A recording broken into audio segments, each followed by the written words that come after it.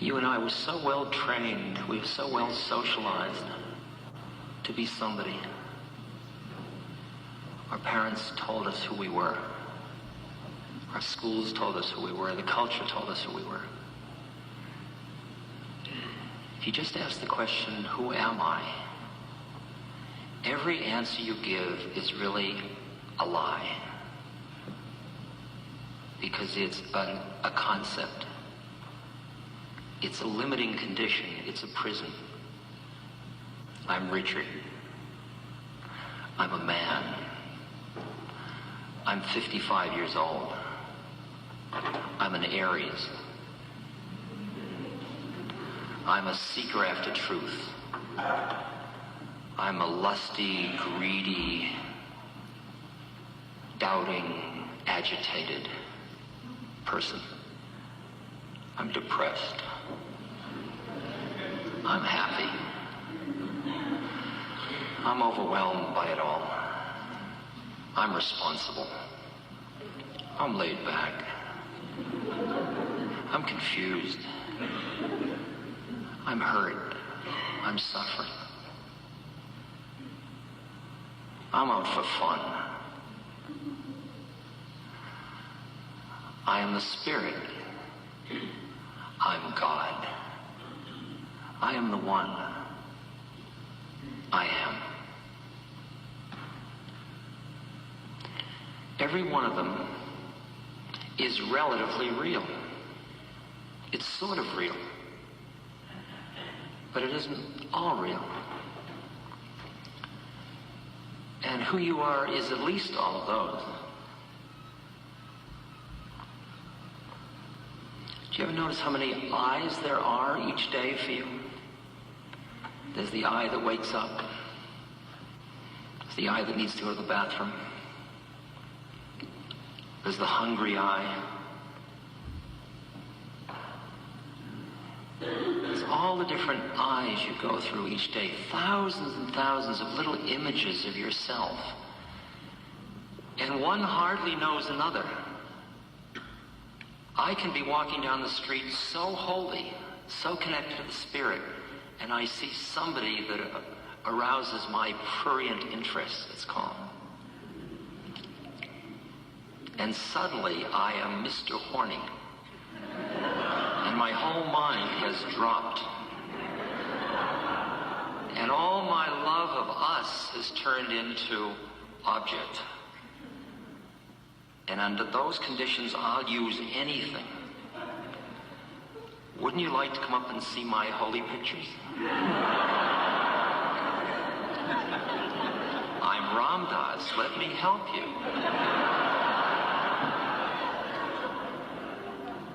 And who I was a moment ago is horrified by this person. This person would screw that one to the wall to get what it wants. We are all thousands of these beings. And they're a loose confederation that we call our ego. And they all sort of are organized around a structure. You say, that's me. That's me in all my many facets.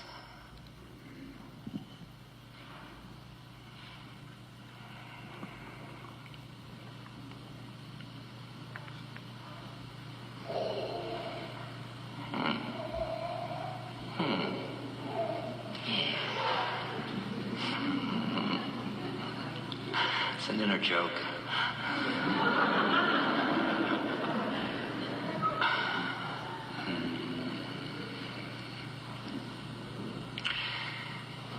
We learn all these self-images. They're concepts we have about ourselves.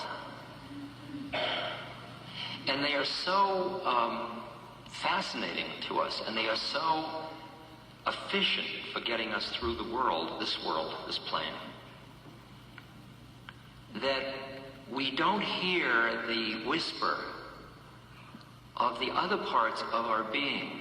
They kind of get lost in the shuffle of efficiency, of keeping it together on this plane. And everybody gets really grounded. They all know their zip codes, they have a job, they get their act together, they get their laundry done, the oil changed, pay your taxes, you keep it together. But have you ever noticed that even when you're doing it extremely well, you feel a little trapped? You feel a little bit like you're being had by the universe. It's interesting, people work to realize the fantasies of the culture.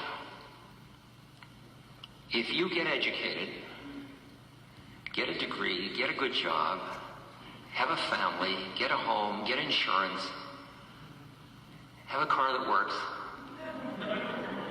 you get it all, you're going to be happy. But have you noticed how you get sucked into, this is great, but if only it's like this hot tub, there's a squeal in the sound system. This hot tub is magnificent, but wouldn't it be better with some perfume oil in it? Let's have some incense. Wine would be great in the tub. Music would add. And you just keep adding one thing after a partner. Now we're getting closer. And you have moments when you say, this is it, this is enough. I've got it. And then it goes through your hands like slish. And a moment later, well, what do we do now? So it's, let's go to dinner. Wow, that's good. Let's get an ice cream cone. You're eating the ice cream cone. Want to go to the movies? You go to the movies.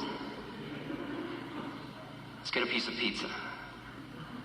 Let's get that late television show. Let's make love. I'm exhausted. Let's go to sleep. And you start all over again the next day. And it's always that, have you ever noticed it? I mean, am I alone in this? It's that constant, like, the mind is always living just, if only, as soon as, if, then. And how often do you just sit here and say, this is enough? I mean, you even may come here tonight to try to collect wisdom. Everything you need to know, you already know. I don't know anything you don't know. I just say it well. You'll notice I'll say something, you go like that. Well, how did you know? Either you knew or you didn't know. If you know, you go like that. You knew what you need to come here for. So the model in your head that you're collecting something is keeping you from being here. Because you're someone going somewhere. And I hate to tell you, but there's nowhere to go. This is it. This is it. If this isn't it, there isn't any. Everything you did in your entire life was preparation for this moment. This is it.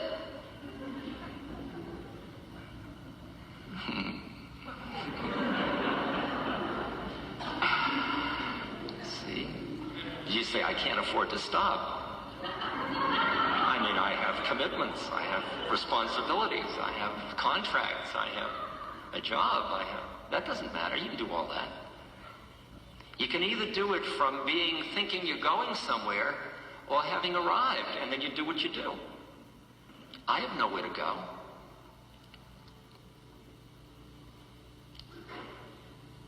And then this just happens. It's interesting, like your heart is beating. You're not making your heart beat. Beat, beat, damn it, beat. I've got to keep my eye on it. Beat, watch it, beat, beat. I'd like to talk to you, but I've got to keep it beating. Beat, beat, beat. Make sure my intestines are working. Keep moving the stuff down, through. Beat, move, beat. Better breathe. Breathing in, breathing out. Breathing in. You see, that's all going on. And you're listening to me. You don't spend hardly any time doing that. Many of you drive cars. And you can be sitting, driving a huge metal monster, at precipitous speeds while listening to the radio, thinking about where you're going, perhaps making love, looking out the rear window for a policeman, smoking whatever you smoke.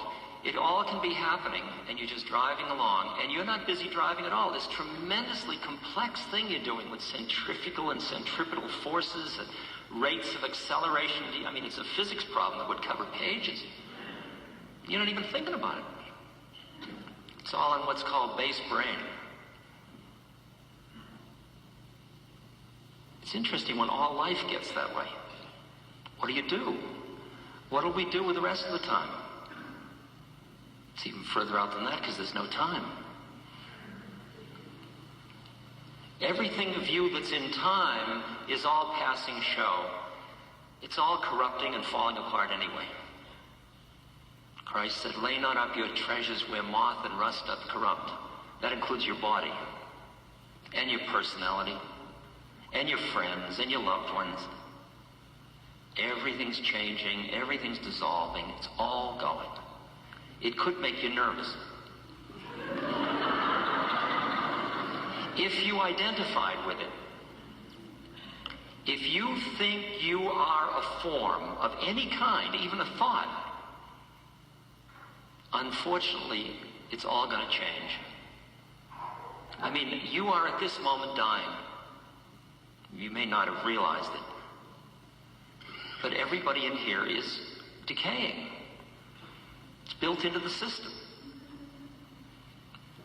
You can eat as much wheatgrass as you want, and you will still decay and die. Just like the trees drop their leaves, it's built into the system. If you identify with your Volvo, sooner or later, even a Volvo, oh no, not a Volvo, even a Volvo, it will go. It can't go. It's my Volvo. It's my body. This is your life. It's my life. It's going.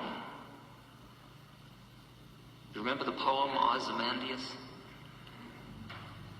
Somebody's walking out in the desert and they see a stone sticking out of the sand.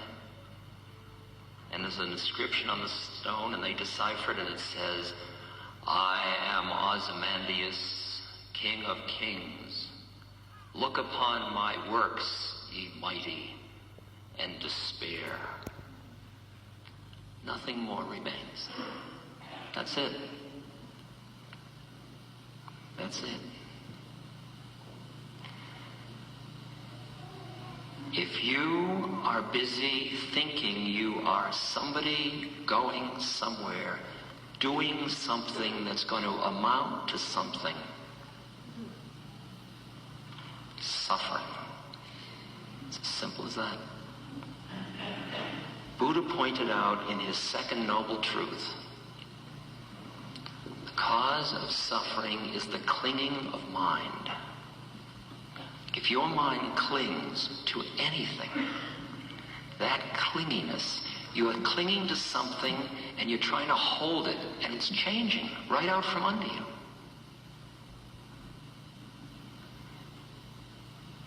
You get what you want, you try to hold on to it. You have what you don't want, you try to get rid of it. The clinging, the attachment, the aversions, all of them create the suffering.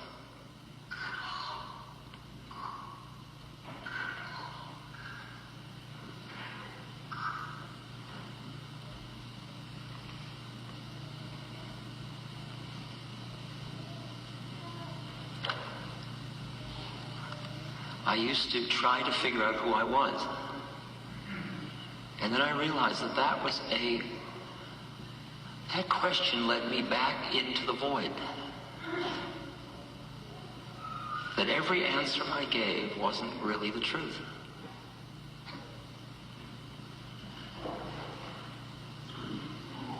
It's as if who we know ourselves to be is like the tip of an iceberg. And there's this vast quality of our being beneath it.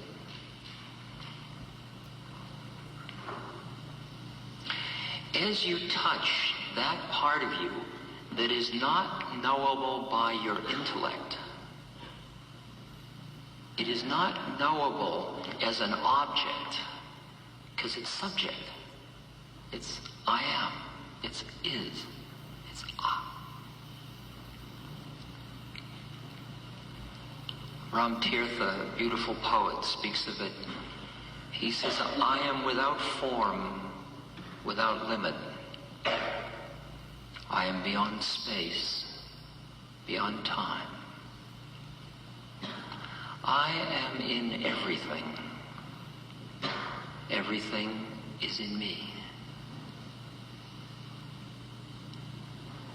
I am the bliss of the universe. Everywhere I am. Just for a moment, imagine that that's true.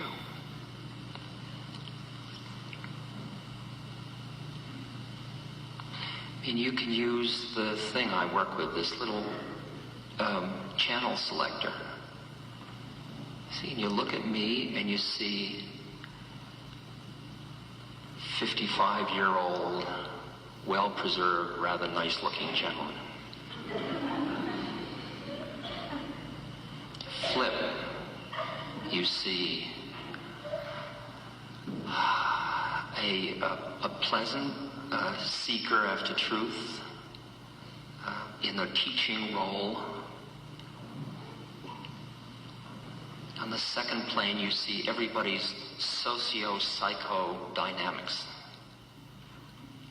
There's a mother, there's a professor, there's a student, there's a manic depressive, there's a depressed person, there's a hopeful person. That's the plane when you're in therapy, that's the real one. Those two planes of reality are where 99% of the world's population live almost all the time. When my father used to say to me during the 60s, Richard, come down to reality, he meant that. Get a job, economics, physical, psychological realm. Flip it again. I look out in the audience, or you look up here, you see an Aries. I see a Sagittarius, a Leo. Another matrix of individual differences. These are all relatively real.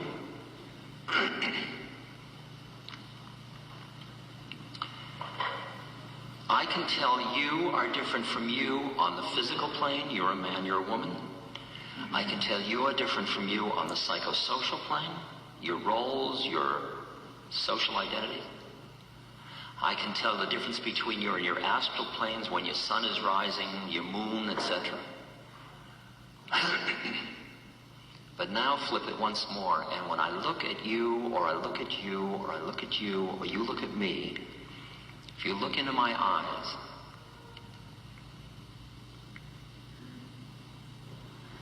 what you see is another being just like you, except that I'm packaged differently. That's why the Christians talk about the eyes being the windows of the soul. It's as if you meet an awareness, an entity, that just happens to be traveling in this particular spacesuit on this planet at this moment.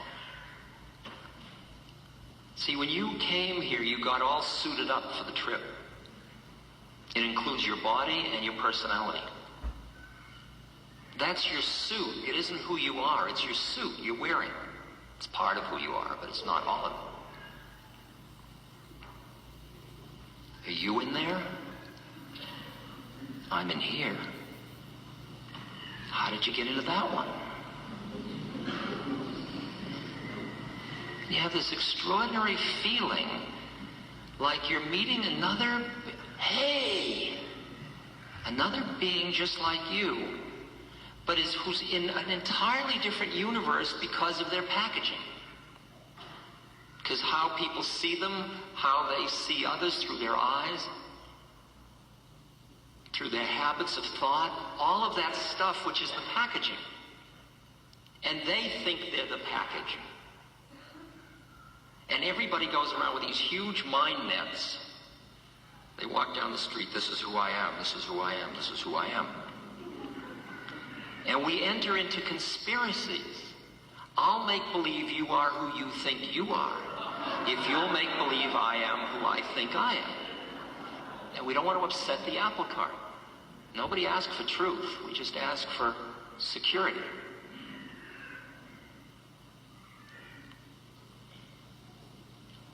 And we are constantly picking up cues as to who everybody thinks they are, and we constantly occurring each other. Oh, if you turn the dial once more, and we look at each other, I'm looking at myself, looking at myself, looking at myself. Because there's only one of us in drag. We just appear to be many. This is the play of the one.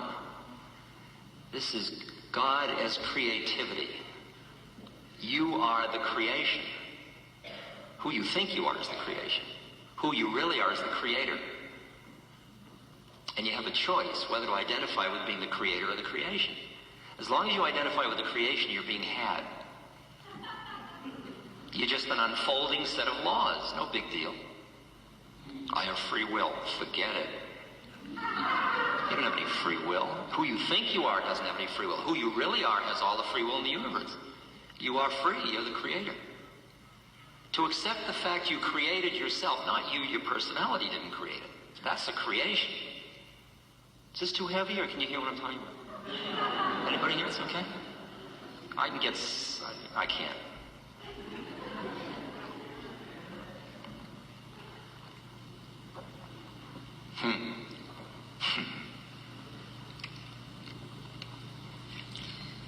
I have this spooky friend